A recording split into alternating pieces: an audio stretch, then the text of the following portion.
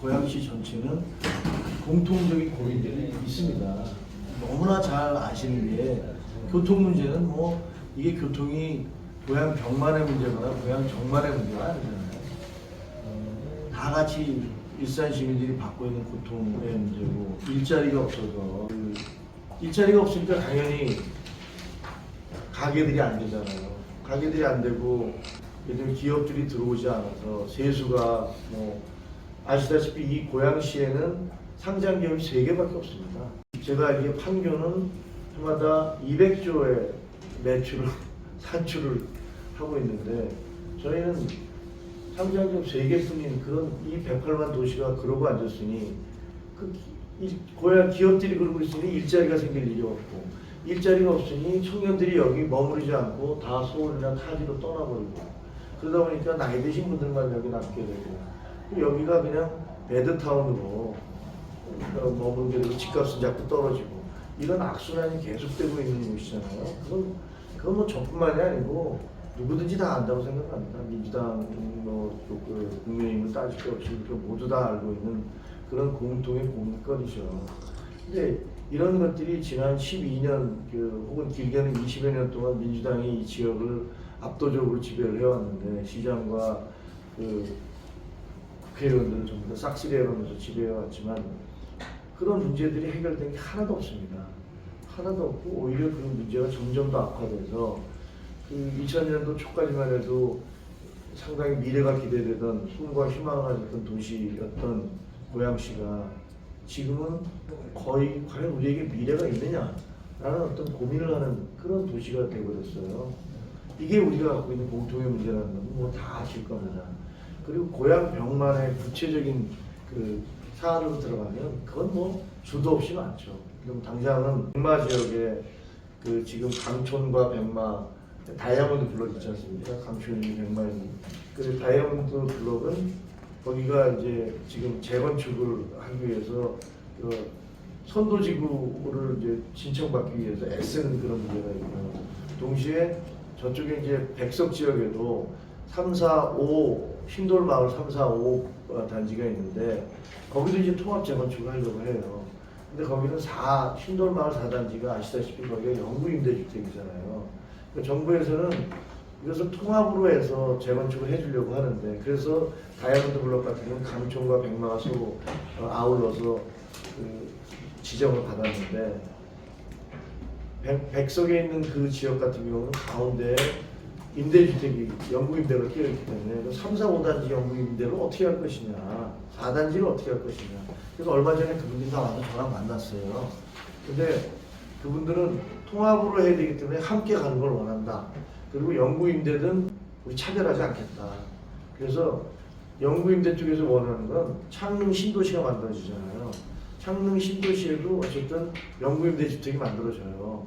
그러면 여기 있는 분들이 글로 이주를 해서 그다음에 여기 재건축이 끝나면 통합 재건축이 끝나면 다시 돌아오는 뭐 이런 방식을 요구하고 있더라고요.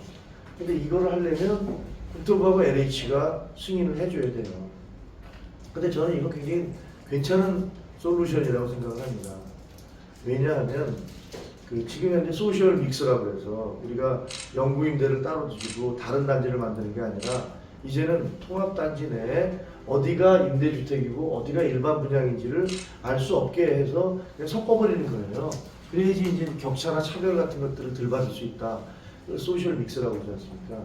근데 이 소셜 믹스를 지금 제가 듣기엔 만났던 백석, 신돌마을 3, 4, 5단지에서는 그거 좋다. 우리 이웃으로 30년간 살아왔던 영구임대주택이 있는 분들이니까 재건축이 이루어진다면 같이 섞여서 들어가는 거 그거 환영한다. 그런 얘기들을 하시더라고요.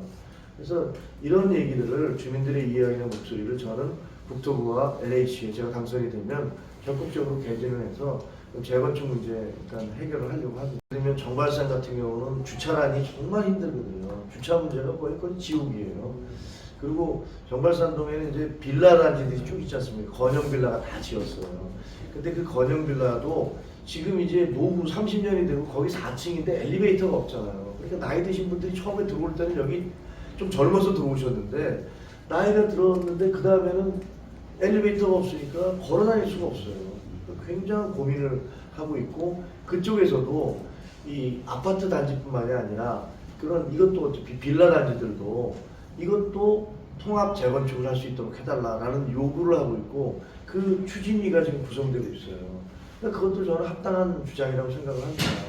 어떤 주택이든 간에 대한민국에서 30년 이상 되면 노후되고 다른 요즘 기술로 보면 다른 쪽이 막 발전하고 있는데 거기만 이렇게 섬처럼 남아있을 수 없거든요. 그래서 일산은 이 전체가 일기 신도시가 꿈과 희망을 가지고 들어왔다가 지금은 이제 거의 쇠락하는 부분이기 때문에 이게 전체적인 재건축을 통해서 제2기 신도시, 그러니까 신도시의 그 두 번째 버전을 만들어내야 된다, 이렇게 생각을 합니다.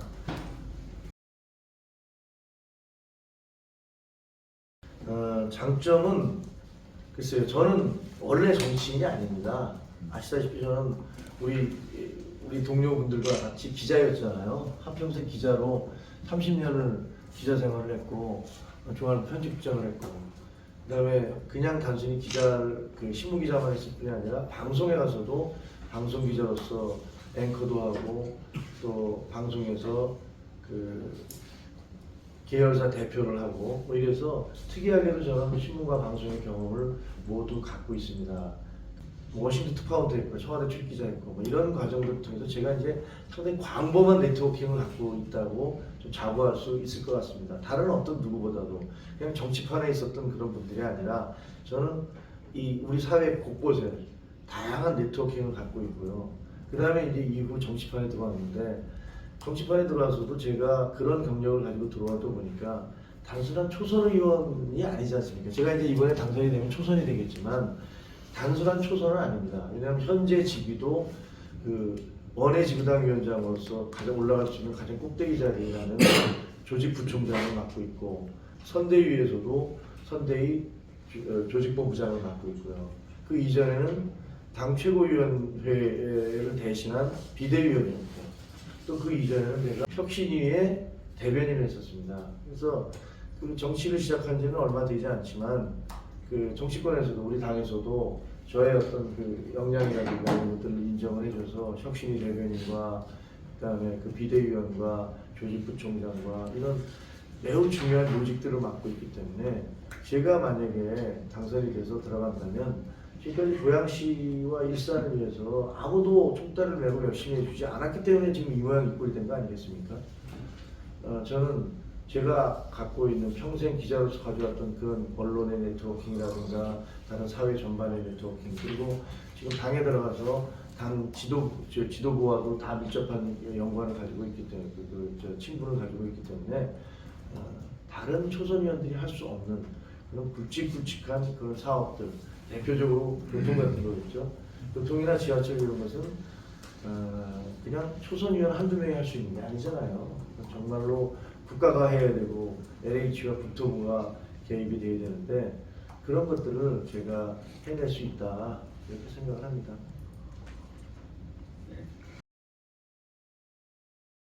지금 고양시의 가장 큰 문제는 꿈을 잃어버렸다는 거예요. 저희가 처음 입주해 왔을 때는 정말 꿈과 희망에 부풀어 있었어요. 고양시가 굉장히 좋은 도시가 될 거라는 앞서가는 도시가 될 것이라는 그런 기대와 희망이 있었습니다. 그런데 지금 그거 사라졌거든요. 고양시에 살면서 많은 분들이 아우 나 여기서 살기가 너무 힘들어. 이 안에서 살기는 좋은데 뭐 교통 문제라든가 일자리 문제라든가 이런 것들이 너무 힘들어 라고 얘기하시는 분들을 많이 봤습니다. 그래서 우리가 이제 꿈과 희망을 가진 도시로 다시 이걸 되돌아가기 위해서는 지금 그동안에 우리가 그 제대로 하지 않았던 그런 것들, 이런 것들을 해내야 됩니다. 교통 문제 대표적인 거고, 그 다음에 기업들을 유치해야지 일자리가 생기잖아요. 근데 기업들을 유치할 수가 없습니다. 왜? 여기 수도권 과밀억제구역으로 잡혀있고, 그 다음에 그린벨트 잡혀있고, 군사시설 보호구역 잡혀있고, 온갖 2중, 3중의 규제가 있어서 기업들이 여기서 들어오기는커녕 나가려고 합니다. 그리고 여기 종합대학도 여기 쓸 수가 없어요. 다 전문 특성화 대학이나 뭐 이런 데 들어와 있지만 종합대학이 들어오지는 못하는 그런 도시가 되어 있지 않습니까? 인구가 100만이 넘는데. 그래서 저는 이런 모든 문제점들을 이걸 이렇게 털어버릴 수 있는 그런 한 방법이 저희 당이 계속 주장하고 있는 그 메가시티 서울 편입이라고 생각을 해요. 이 지역에 살고 있는 분이 92%는 그 수도권 등에서 이주해 온 분들입니다. 그리고 16만 명 이상은 16만 몇천 명이 매일매일 서울로 출퇴근을 해요. 사실 그 고양시 그리고 일산은 서울과 정서적, 문화적, 경제적으로 거의 거부감이 없습니다. 그냥 자기가 나는 고양시만의 사람이야. 난 서울과 아무 상관없어. 이렇게 생각하는 사람은 없을 겁니다, 아마. 생활권은 이미 다 그 메가시티에 다 편입되어 있는데 단지 행정 권역으로 행정 분리에 의해서 경기도와 서울로 나뉘어져 있는 거거든요.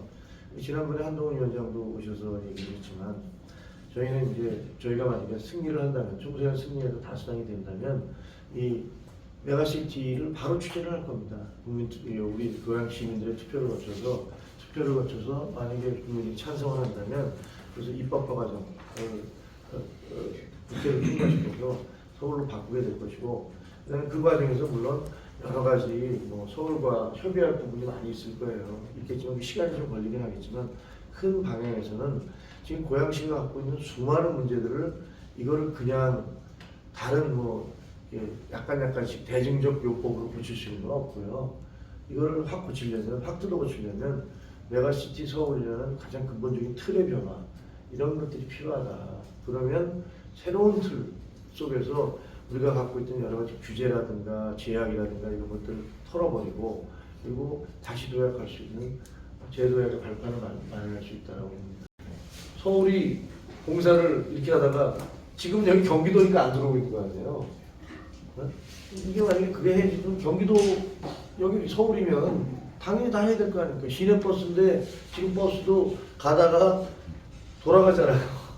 광역버스 아니니까 그 경계를 넘어갈 수가 없어. 그래서 예를 들어 상암동과 더분동은 거의 같은 그 생활권인데도 가다가 다시 돌아가야 되잖아요. 시내버스. 이런 불안한 것들이 많은데 대신도 부분도 있고 그 다음에 지금 대통령이 공약을 했던 9호선 그렇죠? 9호선이 저쪽에서 이제 김포공항에서부터 밑으로 뚫고 한강으로 뚫고 들어와서 그게 대곡으로 오느냐 킨텍스로 오느냐에 대해서는 서로 설왕설래가 있긴 합니다만 어쨌든 9호선을 뚫고 들어오겠다는 얘기가 있고 그 다음에 이 동쪽으로는 고양음평선이 고양시청까지 오는데 그 고양시청까지 오는 선을 연장을 하자 중산까지 연장을 하자 이런 주장도 계속 제기가 됐었고 인천 2호선을 대화에서부터 텍스 일산 산들마을역까지 가는 이 안들은 이미 수없이 많이 나와 있기 때문에 그냥 안이 없어서 못하는 건 아니에요. 안은 다양하게 나와 있는데 과연 여기서 얼마나 정치적인 역량을 가지고 이걸 밀어붙일 수 있느냐 그리고 얼마나 주민들의 어떤 그 이해관계를 조정할 수 있느냐 그런 어떤 리더십의 문제거든요. 그게 지금까지는 전혀 되지 않았기 때문에 여기는 교통지역으로 계속 남아 있었던 것이고요. 저는 제가 당선이 된다면 그런 부분에 있어서 일산 주민들의 가장 큰 수건 사업인 어떤 교통 문제를 해결하는 데 전력 투구. 우리 당의 기본 원칙인데 국회의 어떤 특권 이거 반드시 철폐해야 된다고 국회의원들에 대한 특권은 반드시 철폐해야 된다고 생각해요. 사실은 우리 사회에는 너무 특권이 많아요. 특권이 너무 많고 권력 가진 분들의 특권이 너무 많아서 이런 분들 반드시 바꿔줘야 되고 저는 언론인 출신으로서 항상 그런 걸 비판해왔던 입장인데 제가 의원이 된다면 마땅히 저는 그 면책 특권부터 불체포 특권 이것부터 포기해야 된다고 생각합니다. 이 고양시는 어울림누리, 아람누리라는 어마어마하게 좋은 그런 공연장도 갖고 있고 근데 그걸 제대로 활용하고 있지 못한 게 사실입니다. 그리고 여기에 108만의 인구가 있는데 미술관이 없어요. 상설 미술관이 없어요.